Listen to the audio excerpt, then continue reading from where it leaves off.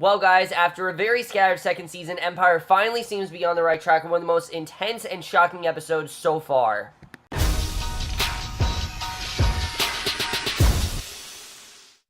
Hey guys, came over the season premiere of Empire, Season 3, Episode 1, Light and Darkness, and I was definitely looking forward to this premiere, mainly because of the fact that, as you guys know, I didn't hate last year's season. I want to point that out right off the bat. I didn't hate last year's season. I thought it had tremendous potential, and especially in the second half, it definitely showed me what the show is capable of. The last 3 or 4 episodes of that show are among some of the best I think the show has given us, honestly. I really love what that second season, set up, and I was really hoping that this third season would get us back on track, and because I really do want to love the show, and I do want the show to be consistent, and I want the show to be intense, and I have to say that this is exactly what I want Empire to be. Season 3 seems to be everything I wanted Season 2 to be. We are headed in a much darker and intense direction, and honestly, I think the show is all the better for it. I really love this premiere overall. There are only a few minor nitpicks that I have with it, but other than that, I really did love it overall. I know a lot of people have gone, stop watching Empire because it's over the top, but I thought this was really well done. I thought this was a really great premiere overall, and I really did love the way things were set up. But let's just get right into it, because there is a lot to talk about, because a lot happened in this first episode, and for a premiere especially, I mean, there was a lot that went on, but let's just get right into it, because there's a lot to talk about. So we start off where it was expected. As you guys know, there was that huge cliffhanger at the end of Season 2.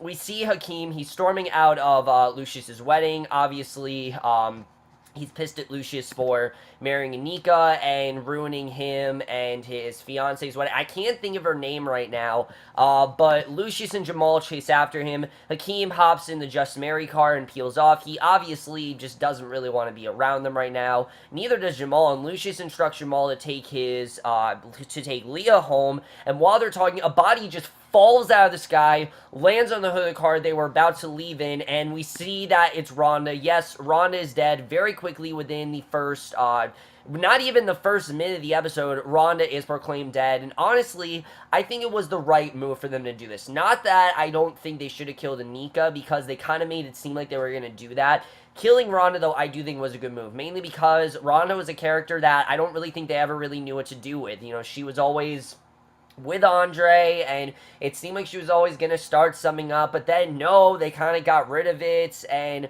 then she was around doing things, and then we had that whole thing with her where it seemed like she was dead. To me, it seemed like she was a character that they meant to kill off in the second season, but for some reason they kept her around, so I really do think this death was a long time coming, and I think it definitely does service the show very well. I'm going to miss Caitlin Doubleday. I do prefer Portia Doubleday, obviously, on Mr. Robot, but I really did like her as an actor. I liked her character overall.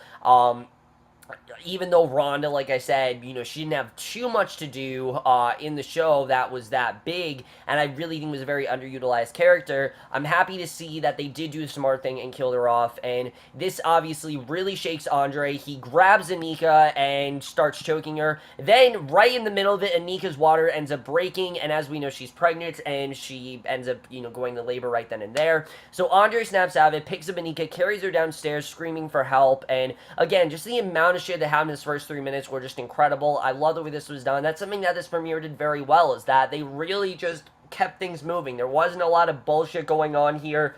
There was a lot going on, and it definitely seems like things are going to happen this season. I really did love that overall. But what I also really loved about the scene is that we are reminded, that Andre, of course, has bipolar disorder, and that Rhonda was the thing that was keeping him from breaking. But now that Rhonda's gone, Andre obviously is going to be a lot more savage, and it's going to be a lot harder for him, I think, to conceal his bipolar disorder, definitely. So I'm looking forward to seeing where that's going to go. Obviously, it's very sad, but it is going to be a great showcase for Trai, Byers, I believe his name, who is just incredible in the show. But we then see Cookie, who she is cutting up pictures of Lucius, which I really love the Cookie that we saw in this season, but we see a frantic Jamal. He calls Cookie. tells her to meet them at the hospital, and when Cookie arrives, everyone is sitting in the waiting room in silence. Andre is a mess. Cookie tries to get him to go to the chapel with her to pray, but he doesn't want to do that anymore. In fact, he says that it's not going to do him any good, and you can really tell that Andre very slowly is breaking, because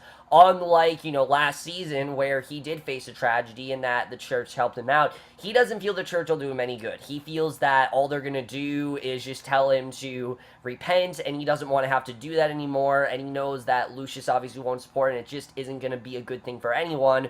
So Anika's in labor, Hakeem is nowhere to be found, Lucius goes into the delivery room with her. Very strange to see them as husband and wife, but again, it's what Lucius decided to do. So Anika's pushing and crying, Lucius leans in, whispers to her the cops are outside her room. He tells Anika that the story is that Rhonda went crazy and attacked her, and that Rhonda tried to drag her off the roof with her, but Anika managed to fight her off, and she fell at the last minute. And obviously he's doing this to cover her own ass, as we know. He threatens her to stick to the story. The baby is born. He's 6 weeks premature, and they place him in an incubator, and it's basically, that's how we start things out. I thought, again, there was a crazy way to start things out, but the way you can already tell that things are going to get crazy. We then jump to a little bit later, but I thought there was a very good way to start things out. I really did love the way this premiere was done, and it definitely keeps on going from there.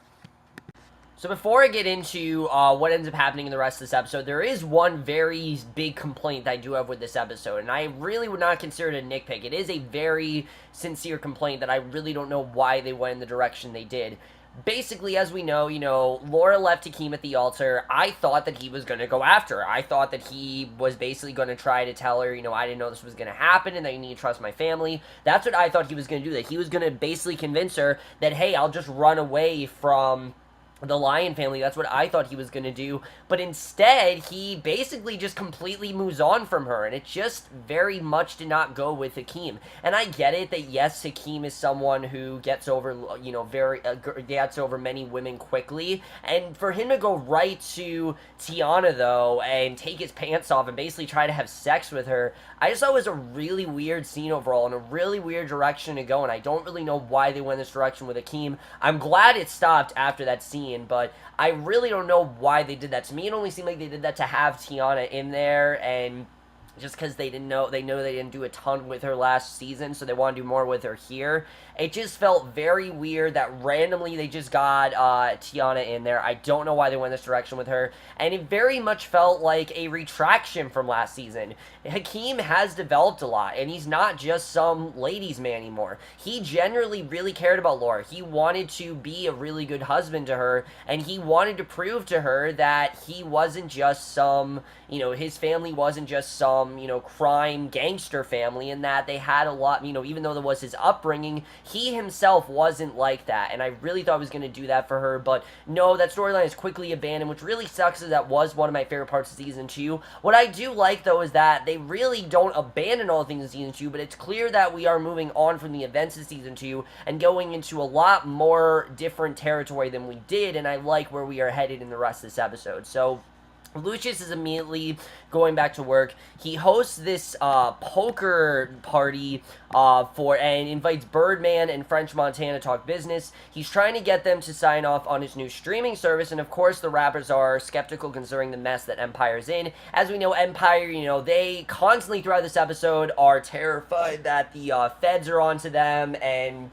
that Lucius is going to go to jail, and Lucius warns them that if they don't sign, they will regret it, and basically they have no choice, that they need to sign. And Lucius in this episode, you can tell is growing way too powerful, and it definitely is starting to go more to his head. Lucius was in a position last season where I really think he was redeeming himself, but now that he has people after him, and now that he's married to Nika, he clearly is growing very power hungry, and we definitely do see a lot of the old Lucius coming back, and that is for definitely good. I think it definitely, one of the best parts of this episode is consequence. There's a lot of consequences that come to Lucius in this episode, and he holds a family meeting in Empire. Andre's still grieving, Hakeem is day drinking and still fighting with Lucius. Lucius puts his name on the baby's birth certificate, and Lucius says that Hakeem can't have his baby back until he can start acting like a father, because he's not acting like a father. It doesn't seem like he wants to be in Nika's life right now, but honestly, I don't blame Hakeem, because, Lucius completely fucked him over. You know, Hakeem was planning on marrying this girl and giving the baby to Laura and maybe providing, you know, a family for her, but that was completely ruined when Shine brought in all these gangsters, and Lucius says basically Jamal's not happy with Lucius either. He thinks what he did to Hakeem was uncalled for. And after Hakeem and Jamal storm out, Lucius tries to flirt with Cookie, and I love that Cookie very quickly shuts him down. You know, she is in full over Lucius mode, and this is a very different Cookie than what we've seen. You know, season 1, yes, Cookie wasn't really into Lucius, but at that time he was with Anika. Season 2, though, it really seemed like these two were getting genuinely closer and that they might actually get back together. But now Lucius has completely ruined any chance of that by marrying Anika and going back to her, and she basically tells him that this is it, that she's not going to give him any more chances, that she's not going to, you know, that the life he wants he can't go back to, and she scoffs him to say enjoy his married life and go home to his wife, and to leave her out of it. She wants nothing to do with him, and I love seeing this side of Cookie. I think it's exactly what we need from this show, and I think it's exactly the direction to take her character in. Cookie, I think, is best when she's not so possessive of Lucius, and when she's not so focused on her and Lucius, and she's more focused on herself and her family's needs. That's the Cookie I want to see. That's the Cookie we were introduced to, and it really seems like that's the Cookie we're getting back to this season. I can't wait to see what they're going to do with that.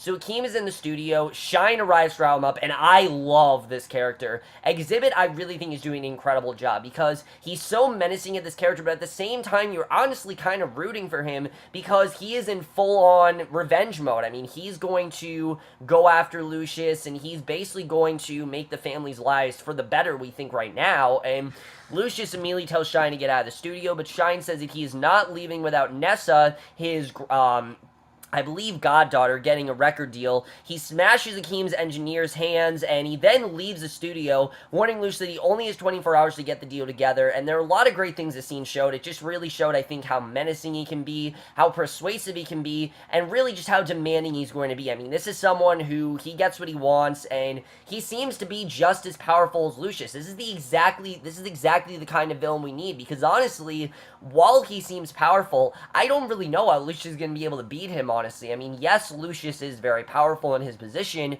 and yes, Lucius is very persuasive, but I don't know if Lucius would just straight on break someone's hand like that. I mean, that was very interesting to see, and I'm definitely interested in seeing where this character is going to go. So Anika and the baby are then released from the hospital. She named the baby Bella, we find out, and the feds are trying to track down Anika and prove that the marriage is fake, because it is fake. It's obviously not real. Lucius just did it so that way, you know, they can't question Anika, and Lucius and Cookie move her into Lucius's house, and of course Leah is not thrilled about her being there, and I love the scene where Leah, you can tell she's on her. I mean, she really wants Anika gone. She knows what Anika's really capable of, and she knows that she killed Rhonda, and I like seeing this dark side of Leah. You know, we've saw how dark and really just not evil, but conniving Leah really is. I mean, we remember that cake scene with Lucius, and I honestly could see Leah ending the season with Anika dead. I really could see that happening, and I like that we're getting a lot more of Leah this season. I think she was a very good character last season. I can't wait to see what she does this season.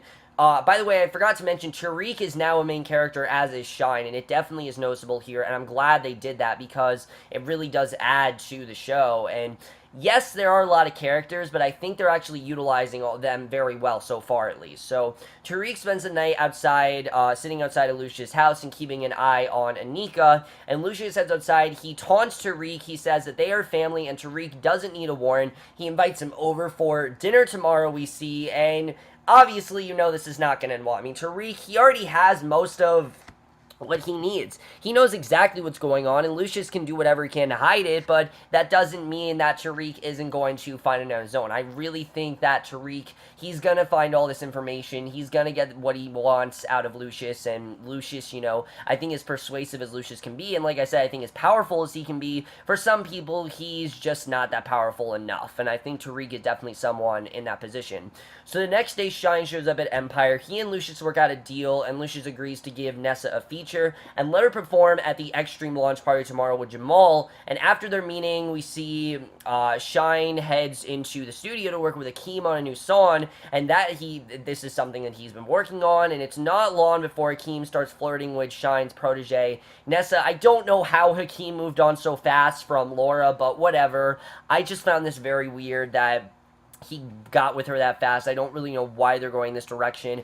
I do like Nessa's character, though, I have to say. I like that she is this, really, she does care about the music and things like that. We just don't really get to get that much into her character, but I'm sure as the season goes on, we will find out more about her. She's not a main character, so we'll have to see what they do with her, but I like the song that Shine and Keem are working on. I thought it was interesting to see, and Cookie then heads over to Lucius' house to help him and Juanita make it seem like his marriage to Anika is legit, and Cookie gets a little upset when she realizes that Lucius actually kept a photo when he and Anika were together before, and she really feels very much betrayed because of the fact that she really did want to be with Lucius, and I think deep down, she still does have sort of feelings for Lucius, but she'll never be able to get those feelings back that she had. She knows she can't trust him, she knows that he betrayed their family, and he clearly is more concerned of his safety over his family, and really, she feels doesn't want much to do with them, and they're going to do whatever they can to avoid him right now, and I like seeing that. Again, I like that Cookie's really smart with this. She's not going to go back to Lucius, she's not going to cry anymore, and she's not going to try to get him back, because he's already made the decision, he's done what he needs to do, and she's just not going to go back to him, and I thought it was very smart of her to do that. So Cookie has Jamal's rehearsal for the Extreme event. She's shocked when she sees him rehearsing a song about gun violence, which I thought definitely made sense. Obviously, as we know, Jamal was in that shooting, and we see that Jamal, he is back to singing, and she knows that Lucius didn't approve it and warns Jamal that his father is going to freak on him if he sings it, obviously. And it's mainly because, Lucius didn't tell him he could sing this. He has a much different song in mind, and it's not the song that Shine wants him to do either. Jamal has no problem with that, though. As we know, Jamal's not really happy with Lucius because remember, he had a request with Lucius that he would get his family out of the crime business, and that as long as he did that, he would sing at his wedding. But of course, Lucius didn't, apply to these terms, and that's something that really upset Jamal. He's obviously not forgiven him for that, and again, I can't wait to see where that's going to go. And we then see it's time for the big dinner with Tariq. It is very, very awkward. Cookie and the boys join them, even Andre. The tension is almost too uncomfortable, we see, to watch, and honestly, I mean, you could really tell that they're all going to take a strike at each other. Anika lays a kiss on Lucius. Cookie looks at it as if she wants to choke her across the table. Tariq hurls insults at Cookie and jokes that Lucius is treating her like second-rate trash. It's time for Tariq to go before he gets thrown out altogether, and there's a lot of fighting going on within this. I thought it was very interesting to see. I mean, Jamal and Hakeem are going at it. A lot of fighting overall. Just a very awkward dinner, but I kind of like where this is headed with Tariq and Cookie. I honestly think Tariq would be someone good for Cookie, because he clearly does care about her, and he clearly does want to help her, and he's not just concerned about his own personal needs. And if we're really getting into maybe Tariq and Cookie getting together, I honestly really could get behind that. I think seeing that scene where, Cookie's with her sister and talking to her about her past with Tariq, I'm really looking forward to going more into this story, because definitely there's more to it, and I can't wait to see really what's been going on here, because to me it seems like this has been a feud that's been ongoing for a long time, and that it's basically starting up again, and now that Lucius isn't in her life, it's not really much of a feud right now, because she'll pick Tariq fair and square, obviously. She wants nothing to do with Lucius, and I really did like seeing that. So then the next night, everyone gathers in Times Square for the Extreme party. Jamal takes the stage, and then right before it's time for him to perform, he has this huge panic attack, and Cookie and Hakeem are trying to help him get it together. Luckily, Nessa's on the stage, and she shaves the show and starts belting out Jamal's song, Freedom, which I really did like the song he wrote. I definitely thought it was very well done. And it's this huge hit, but Lucius obviously is not happy. This is not at all what he wanted. He knows that he betrayed him, and I think it's an interesting direction to take Jamal, but we can tell that he cannot perform in front of a live audience. He is deathly terrified of it. He doesn't have stage fright, but he clearly does have PTSD from the gunshot. He can't sing this song because it just reminds him of what he did. And after the show, Lucius storms into Jamal's dressing room, screams at him because of Jamal's panic attack, and Shine's artist, and he gets all pissed, saying, I worked for this family, and I've done everything, and how dare you betray me. And again, I mean, Lucius is just growing way too powerful. He doesn't at all seem to care about Jamal. And that fight that they had, I mean, it seems like it was nothing to Lucius. And again, it's not really, I'd say, a retraction, because this is what's just happened to Lucius. He's become way too powerful, and he just doesn't seem to care much about the needs of his family, and cares so much about his fame, and he screams at him. And because of Jamal's panic attack, Shine finds Artis is actually the new face of Empire Extreme. Lucius heads home, obviously very unsatisfied and very disgruntled, and basically, Jamal really wants nothing to do with Lucius. Cookie even kicks him out. It gets really intense between the two. And Jamal was at the point where I literally thought he was going to faint. I mean, it really looked bad for him. But Cookie then finds him cuddling with baby Bella in a rocking chair. She takes the baby away from him, puts her to bed, and she tells Lucius that she needs to look to the future, and it's time for her to let him go from now on.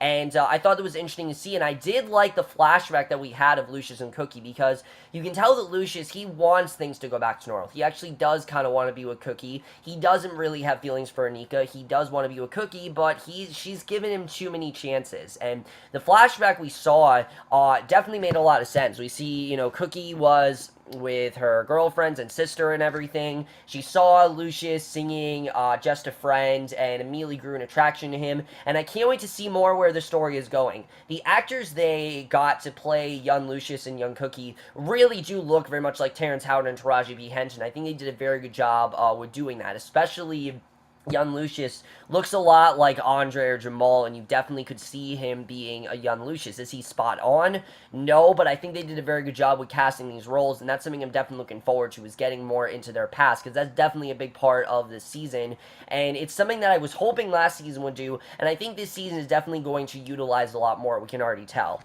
So, basically, Cookie decides to actually work on the music at Empire, and he can work on the business end of things. They won't need to see each other on a regular basis, and this will just be better for her. You know, he won't be tempted, she won't feel out of place, she won't feel uncomfortable, and she'll just feel a lot better if she's not around him. And obviously, it's very sad to see, but again, Lucius kind of did this to himself. He is the one that made the choice he did. He can't go back, and basically, you know, he shouldn't be surprised this is happening.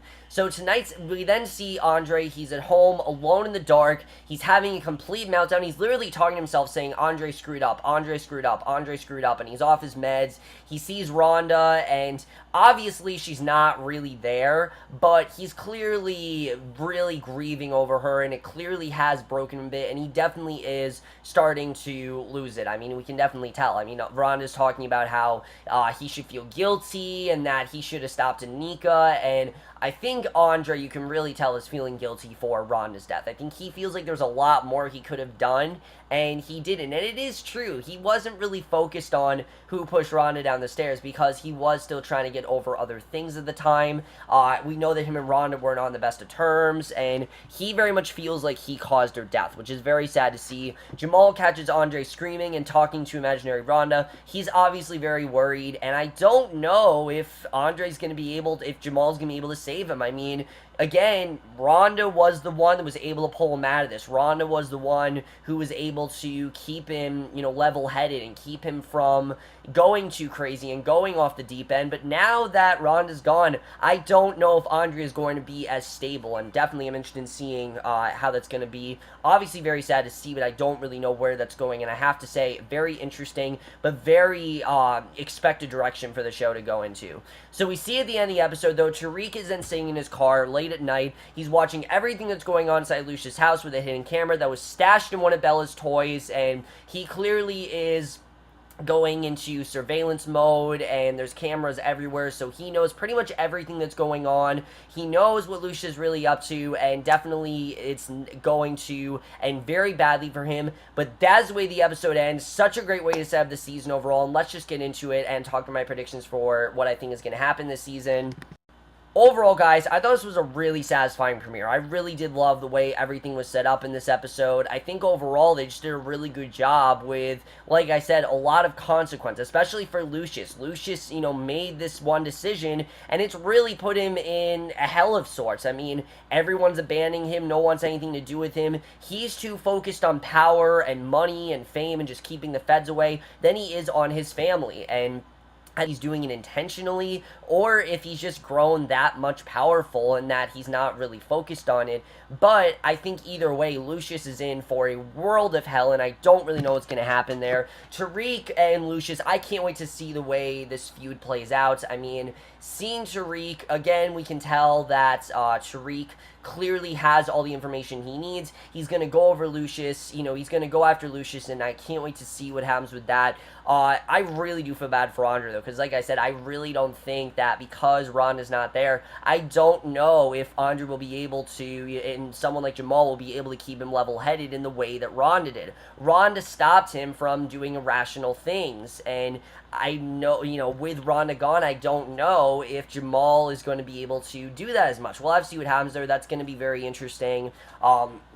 But Cookie, I really love the direction they're headed with Cookie, because I think she made totally the right decision to completely abandon Lucius and tell him, look, I don't want anything to do with you. I'm going to be on the music side of things. I obviously still want to be involved with Empire, but I just don't want to be involved with you. I think is the perfect way to do things. Obviously, he made his son have a whole panic attack over nothing, and that's also going to be very interesting, is will Jamal ever be able to get over this fear? I mean, clearly he's afraid of performing. Is it just for that song, or is it just for performing in general? We don't really know. That's going to be interesting to see where that's going to go. I do like seeing Jamal have this PTSD, and I did like seeing Jamal call out Lucius, because again, he's not pissed at Lucius because of just the wedding. He's pissed at Lucius because he did not fulfill the promise that he told to Jamal, that he would get out of this crime and everything, and I think Jamal would forgive him if he did, but Lucius promised it so many times that, there's only so many things Lucius can do to prove to Jamal that he's actually serious, and I don't think Jamal really does think he's serious, so we'll have to see where that goes. I really love where we're headed with Shine. Shine, we can tell, is hell-bent on destroying Lucius. I mean, he's going to do whatever he can to take over Empire and make sure that Lucius is no longer there, and basically just run Lucius out of business, because he feels that he has the talent, he feels that he can do it, and I like that Cookie is not really stopping him, because like he said, Lucius is the only one involved. The question is Shine really helping them, or is he just helping himself? We'll have to see what happens there. That's going to be interesting to see where that whole storyline goes, and because again, I'm not really sure what's going to happen with that, but I think that definitely is going to be a lot, very interesting to see what ends up happening there, and I do like seeing Hakeem and Shine work on this music together. I thought the song they worked on this first episode was really good, and I'm looking forward to seeing how that dynamic is going to be. Overall, guys, I think we're in for a much more eventful season than last year. Not that last year was bad, it just didn't really go in the direction I wanted to. It, like I said, last season seemed like they would start something and then it would quickly end the next episode, and I hope that's not the case for this season. I really do want the season to be a much more consistent and keep the momentum going. The high intensity of this episode, I hope, stays throughout the entire season. I like the direction we're heading right now. I hope that continues throughout the entire season. But we'll have to see. I think definitely this definitely was a very promising premiere. I really love the way everything was set up. I think they did the right thing in killing off Ronda. But overall, guys, the most guys saw this premiere. Love to hear your thoughts on it. Do you like the direction they're heading? Do you not like the direction they're heading? Do you think they got too crazy too fast? I don't think they did. I think they did a very good job with not getting too crazy too fast. But that's my review. Hope you guys enjoy. We'll see you guys in my next, which will be for American Horror Story Roanoke, and we'll see you guys for that. Okay, bye.